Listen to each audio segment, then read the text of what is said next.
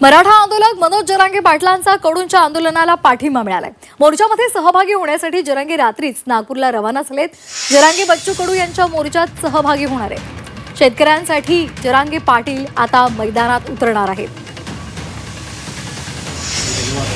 आंदोलकांना काही त्रास होतो, शेतकरी सगळा नागपूरला बसल्याचं आणि ज्यावेळेस अटीतटीची वेळ असते त्यावेळेस आपण आपल्या शेतकरी मायबापांसाठी सगळ्यांनी सहकार्य केलं पाहिजे।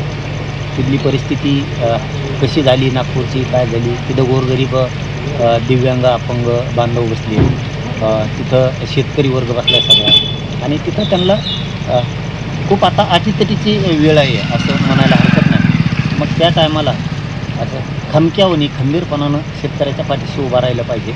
म्हणून आता तातडीनं आम्ही लगेच नागपूरकडं निघालो, कारण तिथं शेतकऱ्यांचं मत म्हणणं वेदना आपण जाणून घेतल्या पाहिजे आणि त्यांना साथ दिली पाहिजे। या दृष्टिकोनातून आता आम्ही नागपूरकडं लगेच तातडीनं निघालो।